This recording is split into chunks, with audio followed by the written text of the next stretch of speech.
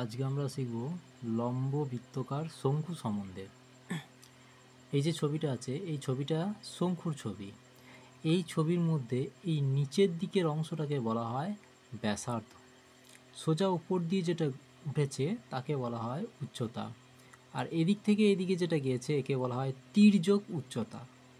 এই শঙ্কুটাকে যদি আমরা দুটো ভাগে ভাগ করি তাহলে একটা ভাগ এরকম দাঁড়াবে আর নিচের অংশ এরকম, অর্থাৎ এটাকে বলা হয় পার্শ্বতল বা বক্রতল, অর্থাৎ শঙ্কুর বক্রতল বলা হয়, আর এটাকে বলা হয় শঙ্কুর ভূমি। এটা অ্যাকচুয়ালি বৃত্ত। শঙ্কুর ভূমিটা এক প্রকার বৃত্ত, আর এটা হচ্ছে শঙ্কুর পার্শ্বতল, যাকে বলা হয় শঙ্কুর বক্রতল। বেশ, এবার এই শঙ্কুর মধ্যে একটা ত্রিভুজ আকৃতির মতো দেখতে পাওয়া যাচ্ছে। যদি এটার বিশ্লেষণ করা হয় তাহলে এই ত্রিভুজের নিচের দিকের যে অংশটা একে বলা হয় ভূমি,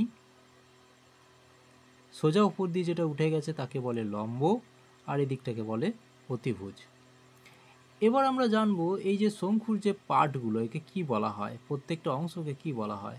ধরি শঙ্কুর ব্যাসার্ধ, এই ব্যাসার্ধ এই দাগটাকে বলা হয়, এটাকে বলা হয় ব্যাসার্ধ। এটাকে আমরা আর একক ধরলাম, একক হলে একক, সেমি থাকলে সেমি, মিটার থাকলে মিটার, যেটা থাকবে সেটা এই এককের জায়গায় বসবে। আর শঙ্কুর উচ্চতা, এই যে লম্বা উপর দিয়ে উঠে গেছে এটাকে বলা হয় উচ্চতা। এই উচ্চতাটাকে আমরা এইচ ধরেছি। আর তির্যক উচ্চতা অর্থাৎ শঙ্কুর এদিক থেকে এদিকে যেটা নেমেছে, উপর থেকে নিচে যেটা এসছে, একে বলা হয় তির্যক উচ্চতা। একে আমরা এল হিসাবে ধরবো। তাহলে ব্যাসার্ধ আর, উচ্চতা এইচ, তির্যক উচ্চতা এল, এই তিনটে জিনিস হচ্ছে শঙ্কুর তিনটে অংশের নাম। এবার চলে যাচ্ছি, যদি এই তিনটের মধ্যে কোনো একটার মান না থাকে সেই ক্ষেত্রে আমাদের যে মানটা থাকবে, ধরে নিলাম ব্যাসার্ধের মান নাই, তাহলে আমরা এখানে লিখব ব্যাসার্ধ সমান বাকি যে দুটোর মান আছে সেই মান দুটো এখানে আর এখানে বসাবো, বসিয়ে অঙ্কটা করব, আমাদের বেরিয়ে যাবে ব্যাসার্ধের মান। যদি উচ্চতার মান না থাকে তাহলে উচ্চতা লিখব, উচ্চতা সমান এই ব্যাসার্ধ আর এই যে তির্যক উচ্চতা এখানে এখানে বসাবো, অঙ্কটা করব, উত্তর বেরিয়ে যাবে উচ্চতার।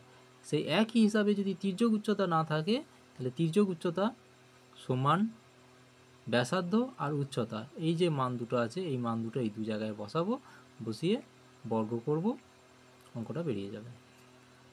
এবার আসছি শঙ্কুর যে সূত্রগুলো আছে। শঙ্কুর পার্শ্বতল বা বক্রতলের ক্ষেত্রফল, এইটাকে বলা হয় শঙ্কুর পার্শ্বতল, শুধুমাত্র ওপর দিকের অংশ, এই অংশটাকে বলা হয় শঙ্কুর পার্শ্বতল বা বক্রতল। এর ক্ষেত্রফল পাই আর এল বর্গ একক। শঙ্কুর ভূমির ক্ষেত্রফল, ভূমি বলতে এই নিচের যে অংশটুকু, গোলপাড়া যে অংশটুকু আছে, এই যে গোলপাড়া যে অংশটুকু আছে এটাকে ভূমি বলা হয়। এই ভূমির ক্ষেত্রফলকে বলা হয় পাই আর স্কোয়ার বর্গ একক। আর যদি বলা হয় সমগ্র তলের ক্ষেত্রফল, সমগ্র তল কথার অর্থ হচ্ছে পার্শ্বতল আর ভূমি, অর্থাৎ এইটা যুক্ত এইটা, পার্শ্বতল যুক্ত ভূমি, এটাকে একসাথে বলা হয় পাই আর, আর প্লাস এল। আর একটা সূত্র আছে শঙ্কুর আয়তন। শঙ্কুর আয়তন সূত্র হচ্ছে 1/3 পাই আর স্কোয়ার এইচ ঘন একক। তাহলে এই মেন হচ্ছে এই কটা সূত্র। বক্রতলের ক্ষেত্রফল হচ্ছে পাই আর এল, ভূমির ক্ষেত্রফল হচ্ছে পাই আর স্কোয়ার বর্গ একক, আর সমগ্র তলের ক্ষেত্রফল হচ্ছে পাই আর ব্র্যাকেটের মধ্যে আর প্লাস এল। যদি এইটা মনে না থাকে তাহলে এই যে বক্রতল আর ভূমি যোগ চিহ্ন দিয়ে লিখে দেবো, এটাতেও হবে। আর আয়তনের সূত্র হচ্ছে 1/3 পাই আর স্কোয়ার এইচ ঘন একক।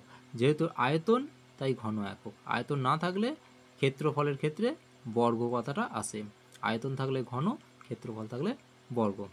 এবার আসছি অঙ্কটা বুঝতে। এখন ধরি শঙ্কুর ব্যাসার্ধ আর, শঙ্কুর ব্যাসার্ধ আর সমান 14 সেমি, উচ্চতাকে এইচ বলা হয়, আগেই ধরেছি। উচ্চতা সমান শঙ্কুর ব্যাসার্ধ সমান আর সমান 7 সেমি, উচ্চতা এইচ সমান 14 সেমি, আর তির্যক উচ্চতা এল সমান 21 সেমি। এটা ধরেছি, আমরা অঙ্ক বোঝার জন্য ধরেছি। তাহলে শঙ্কুটির বক্রতলের ক্ষেত্রফল সূত্র কি? পাই আর এল, এখানেও বসাবো পাই আর এল। পায়ের মান হচ্ছে 22/7, আর এর মান হচ্ছে এখানে দেওয়া আছে আর এর মান হচ্ছে 7, সেটা বসবে। আর এর মান হচ্ছে 21, সেই এলটা উঠে গিয়ে 21 বসবে। 7 আর 7 কেটে গেল, 22 আর 21 গুণ করলে 462 বর্গ সেমি। যেহেতু এখানে সেমি ছিল তাই সেমি হবে। এখানে কি ছিল? একক। এককটা পাল্টে গিয়ে সেমি হলো। শঙ্কুটির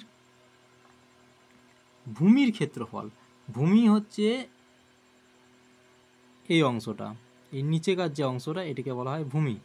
এই ভূমির ক্ষেত্রফলের সূত্র হচ্ছে পাই আর স্কোয়ার। পায়ের মান হচ্ছে 22/7, আর স্কোয়ার অর্থাৎ 7-এর স্কোয়ার, আর এর মান হচ্ছে 7 মানে ব্যাসার্ধের স্কোয়ার। তাহলে 22/7, 7 7 49 বর্গ করতে হবে এটাকে। 7-এর স্কোয়ার মান হচ্ছে 7 7 49, অথবা 7 গণিত 7ও লিখতে পারি। 154 বর্গ সেমি, কাটাকাটি করে 154 বর্গ সেমি। আর একটা পুরো আছে সমগ্র তলের ক্ষেত্রফল। তার সূত্র হচ্ছে পাই আর আর প্লাস এল।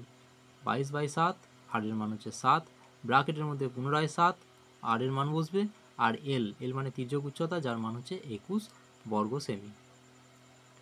এই 7 আর এই 7 কেটে গেল, তাই এই 22টা বসবে। 21 আর 7 হচ্ছে 28, 22 আর 28 গুণ করব, 616 বর্গ সেমি। আর একটা পড়ে রইল, যদি আয়তন চায়, আয়তনের সূত্র হচ্ছে 1/3 পাই আর স্কোয়ার এইচ, এটা সূত্র। এই সূত্র অনুযায়ী বসবে 1/3, পায়ের মান হচ্ছে 22/7, আর স্কোয়ার মানে হচ্ছে আর এর মান হচ্ছে 7, ব্যাসার্ধ হচ্ছে 7, আর সমান ব্যাসার্ধ 7-এর স্কোয়ার। আর কি বলেছে? এইচের মান হচ্ছে 14 সেমি। এইচের মান হচ্ছে 14 সেমি, 14 সেমিটা বসবে। এবার এই যে ঘরটা আছে, এখানে স্কোয়ার আছে দেখতে পাচ্ছি, সো এই ঘরটাকে পুনরায় করব। 1/3, 22/7, 7-এর বর্গ আছে মানে 7 7 49, আর 14 বসলো। এই 7 দিয়ে এই ঘরটাকে কাটাকাটি করলাম। ওপর নিচে কাটাকাটি হয়, কোনাকুনি কাটাকাটি হয়। তাহলে 7 7 49, উপরের সংখ্যা কেটে উত্তরটা উপরে লিখবো, এমন নয় যে কেটে দিয়ে নিচে লিখে দেবো, হবে না। যে সংখ্যাটা বড় তার জায়গায় বসবে, সেটা উপরে থাকলে উপরে হবে, নিচে থাকলে নিচে বসবে। তাহলে কাটাকাটি করার পর 22, 7 আর 14, টোটালটা গুণ করে আমি কত পেয়েছি? 2156। নিচে 3 পড়ে আছে, 3 দিয়ে ভাগ করব, 3 দিয়ে ভাগ করে কত পেয়েছি? 718.6666। এইভাবে উত্তর এসছে। তো এত বড় উত্তর আমরা লিখবো না, আমরা আসন্ন মানে উত্তর লিখবো। আসন্ন মান মানে দশমিকের পর দুটো ঘর নেব, তার পরের ঘরগুলো আমরা বাতিল করে দেবো। ঠিক দুটো ঘরের পরের ঘরটা যদি 4-এর বেশি থাকে, যদি 4-এর বেশি থাকে তাহলে 1 যোগ হবে। আর এখানে 4-এর বেশি আছে, 6 আছে, তার মানে 66 ছিল, ওটা হবে 67। 718.67 ঘন সেমি। যেহেতু আসন্ন মান বার করেছি তাই লিখবো প্রায়। এইভাবে এই অঙ্কগুলো হলো। আজকের মতো